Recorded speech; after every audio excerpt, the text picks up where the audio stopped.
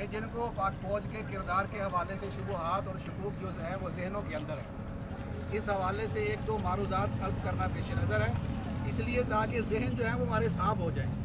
رسول اللہ صلی اللہ علیہ وسلم نے فرمایا من قتل دون مالہ فہو شہید۔ ابھی یہ مذہب اور دین اور اللہ سبحانہ و تعالیٰ کا جو دین ہے اور اسلامی نظم اجتماعی ہے اس کی سرحدوں کی بات نہیں ہو رہی۔ فرمایا جو بندہ اپنے مال کی حفاظت کرتے ہوئے جان سے گیا اللہ سبحانہ و تعالیٰ کے ہاں وہ شہید ہے۔ سبحان اللہ۔ ابھی میں بتا رہا ہوں، توجہ فرمائیے، بات یہ نہیں ہو رہی کہ اللہ کا دین تھا اس کی حفاظت کے لیے اس نے جان دی، اپنے مال کے لیے فرمایا وائرس ہی اپنی عزت کے لیے وہ بھی اللہ سبحانہ و تعالیٰ کی راہ میں شہید ہے۔ اگر پاکستان کے جو حالات اس وقت ہندوستان کے ساتھ بنے ہیں، یہ جنگ براہ راست ہوتی ہے، تو مجھے بتائیے کون ذی شعور اس سے انکار کر سکتا ہے کہ اس کے لامحالہ معاشی اثرات جو ہیں وہ دونوں ملکوں کے اوپر آئیں گے اور وہ ٹرکل ڈاؤن کرتے کرتے ہر جو فرد ہے اس تک اس کے اثرات پہنچیں گے۔ اور اگر خدا نہ خواستہ جو ملک بھی اس کے اندر جو ہے شکست کھاتا ہے اس کے اوپر زیادہ معاشی اثرات منفی مرتب ہوں گے۔ تو مال کی حفاظت کے لیے اگر کوئی فرد میرے مال کی حفاظت کے لیے اپنی جان ہتھیلی بنا کر سرحد پر کھڑا ہے اور اس کو شریعت شہید کا حکم لگا رہی ہے، شہید کا ٹائٹل دے رہی ہے، تو میرا دینی فریضہ بنتا ہے کہ نہیں بنتا ہے کہ میں اس کے ساتھ تائید کروں اور اظہار یکجہتی کروں۔ یہ تو مسئلہ رہا خالص دنیاوی نوعیت کا۔ آپ جانتے ہیں قرآن و حدیث کے اندر بہت سارا فرامین ایسے موجود ہیں کہ اللہ کا جو دین ہے اس کی حفاظت کرنے والے کی کیا فضیلت ہے۔ مثلا میں لمبی بات نہیں کرتا ہوں، مختصر ایک آپ کو سلسلہ حدیثہ کی حدیث سناتا ہوں کہ رسول اللہ صلی اللہ علیہ وسلم نے فرمایا کہ اللہ سبحانہ و تعالیٰ کی راہ کے اندر نگہبانی کرتے ہوئے ایک ساعہ کے لیے کھڑا ہونا، ایک گھڑی کے لیے کھڑا ہونا، سرحد کی حفاظت کے لیے، اسلامی نظم اجتماعی کی سرحد کے لیے ایک گھڑی کھڑا ہونا، فرمایا یہ بہتر ہے۔ کس چیز سے بہتر ہے؟ توجہ فرمائیے، آپ کے لیے بعض آپ کے لیے نئی معلومات ہوں گی۔ فرمایا حجر اسود کا قربت ہو، حجر اسود کی قربت ہو، اللہ ہم سب کو وہاں لے جائے، حجر اسود کی قربت ہو اور قدر کی رات ہو اور ساری رات کو بندہ وہاں کھڑا ہو کے قیام کرے، اس سے زیادہ بہتر ہے، اس سے زیادہ بہتر ہے۔ اور بہت سی احادیث ہیں، قرآن کریم کی آیات ہیں، سب سے بڑھ کر یہ ہے کہ یہ سنت مصطفیٰ ہے صلی اللہ علیہ وسلم۔ یعنی رسول اللہ صلی اللہ علیہ وآلہ وسلم نے جب جہاد کا حکم دیا تو ایسا نہیں ہے کہ اپنے ماننے والوں کو کہا ہے کہ آپ جہاد کریں، میں پیچھے انتظار کرتا ہوں، یہ محض دعا کرتا ہوں۔ ہم سب کا ایمان ہے کہ سرکار دو عالم صلی اللہ علیہ وسلم کی اکیلی دعا وہ کر دینے والی ہے کہ کائنات کی ساری فوجیں نہ کریں، لیکن اس کے باوجود رسول اللہ صلی اللہ علیہ وسلم فرنٹ سے جو ہے اس کو لیڈ فرماتے رہے۔ تو رسول اللہ صلی اللہ علیہ وسلم کی سنت مبارکہ ہے، اور آپ کی سنت کی سب سے بڑی اظہر دلیل بخاری شریف کا ایک مختصر سا واقعہ۔ صحابی رسول کہتے ہیں کہ مدینے کے اندر یکا یک خوف کی فضا پیدا ہو گئی، ایسے حالات پیدا ہوئے کہ مدینے میں سبھی افراد مقامی مدینے کے رہنے والے باسی خوف زدہ ہوئے۔ لوگوں نے پلان بنایا، کوشش کی اور مدینے کے باہر جو سرحد ہے اس کی طرف رات کو سفر کرنا شروع کیا۔ ابھی لوگ چل رہے ہیں، مدینے کی بیرونی سرحد کی طرف پہنچے نہیں ہیں، یکا یک منظر عجیب دیکھتے ہیں کہ ایک فرد جو ہے وہ آگے سے گھوڑے کے اوپر آ رہا ہے۔ وہ قریب آئے تو کیا فاستقبلہ النبی، وہ محمد رسول اللہ صلی اللہ علیہ وسلم۔ منظر کیا ہے، پورے مدینے میں خوف کی فضا ہے اور رسول اللہ صلی اللہ علیہ وسلم اکیلے، قبل اس کے کہ لوگ پیش قدمی فرمائیں، پہلے رسول اللہ صلی اللہ علیہ وسلم وہاں کی ساری خبر لے کر آ گئے اور لوگوں کو تسلی دی، اطمینان رکھو، ڈرنے کی کوئی بات نہیں، میں نے سارے حالات کا جائزہ لیا۔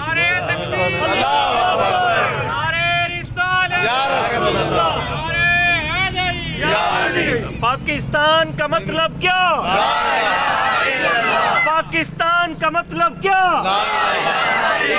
کشمیر بنے گا پاکستان، پاکستان زندہ باد، پاکستان زندہ باد، پاک فوج زندہ باد۔ اب رسول اللہ صلی اللہ علیہ وسلم لوگوں کو جب یہ تسلی دی تو لامحالہ سبھی کی طرف سے یہ اقدام توقع تھا کہ رسول اللہ صلی اللہ علیہ وسلم کی شجاعت، آپ کی بہادری جو ہے اس کا لوگ اعتراف کریں گے۔ لیکن رسول اللہ صلی اللہ علیہ وسلم نے انکساری کیا فرمائی، فوراً موضوع سخن کو بدلا اور فرمایا یہ طلحہ کا گھوڑا ہے جس کو میں لے کر گیا تھا، یہ تو سمندر کی طرح بھاگتا ہے۔ بار بار اسی کا ذکر فرمائے جا رہے ہیں کہ لوگ جو ہیں شارحین فرماتے ہیں کہ رسول اللہ صلی اللہ علیہ وسلم کی عظمت اور آپ کی شان اس طرح توجہ کرنے کی بجائے موضوع سخن بدلا ہے۔ تو بتانے کا مقصد یہ ہے کہ دین اسلام کے اندر اسلامی سرحدوں کی حفاظت کی بڑی فضیلت آئی ہے۔ شبہات عہد حاضر میں یہ پیدا ہوتے ہیں کہ کیا इस वक्त पाक फौज जो कर रही है या पाकिस्तान का क़याम जो है क्या वाकई नज़्म इज्तिमाई इस्लामी है या नहीं है। इसमें पार्टीशन से पहले जो उलमा का इख्तिलाफ हुआ, उसके बाद उलमा की क़याम पाकिस्तान के बाद जो इत्तेफाकी राय बनी है वो ये राय बनी है कि इस बात में तो इख्तिलाफ की गुंजाइश है कि वहाँ मस्जिद बनाई जाए, यहाँ मस्जिद बनाई जाए, मौजू और मुनासिब कहाँ पर रहेगी। लेकिन जिस वक्त मस्जिद बन जाती है इख्तिलाफ के बावजूद, अब तमाम मुसलमानों की दीनी और शरई जिम्मेदारी है कि उसकी हिफाजत करें। पाकिस्तान का क़याम जो है वो मारद वजूद में आ गया, नंबर 1। नंबर 2, आप सब जानते हैं करारदाद मकासद के ज़रिए से तमाम उलमा की नुमाइंदा जो क़यादत है उन्होंने इत्तेफाक किया है इस बात पर कि पाकिस्तान की जो बुनियाद है वो कलमे की बुनियाद पर होगी। इस पर तमाम उलमा के साइन है, तमाम मकासद फ़िक्र के उलमा। तो इस पाकिस्तान ने आइनी तौर पर भी कलमा पढ़ा है। ये भी दलील इस बात की है कि ये नज़्म इज्तिमाई जो है ये इस्लामी है। इसमें दो राय नहीं है कि इसकी सरकर्दा क़यादत चाहे वो हुक्मरान सियासी हो या एस्टेब्लिशमेंट हो, हमारी सिविल या ब्यूरोक्रेसी मिलिट्री हो, जो भी हो, उसके किरदार की वजह से पाकिस्तान अपना हकीकी इस्लामी तशक्कुस जो है वो दुनिया के सामने पेश नहीं कर सका। लेकिन ये हमारा आपस का मसला है, अंदरूनी इख्तिलाफ है। हम उस इख्तिलाफ का इजहार तरीके से कर सकते हैं। ये कौन सी अक्लमंदी है, ना शऊर इसका तकादा करता है, ना दीन इसकी इजाज़त देता है कि आप जो सरहदों की हिफाजत कर रहे हैं उनसे इख्तिलाफ की वजह से दुश्मन के साथी हो जाएं, या उनके हम नवा हो जाएं, या उनके हम ख्याल हो जाएं, या यूँ करें कि उनको अंदरूनी तौर पर कमज़ोर करें। ये सारी बेवकूफ़ाना बातें हैं। लिहाजा इस माहौल के अंदर तमाम इख्तिलाफात के बावजूद हमारा दीनी भी तकाजा ये है और अक़ल भी हमसे ये तकाजा करती है कि वो लोग जो वक़फ़ हैं इस काम के लिए कि सरहदों की हिफाजत करें, हम अपनी सारी नुसरत और ताईद जो है उनके साथ रखें। पाक फौज जिंदाबाद, पाक फौज जिंदाबाद, पाक फौज जिंदाबाद, पाक फौज जिंदाबाद। कश्मीर बनेगा पाकिस्तान, कश्मीर बनेगा पाकिस्तान, पाकिस्तान। अल्हम्दुलिल्लाह रब्बिल आलमीन।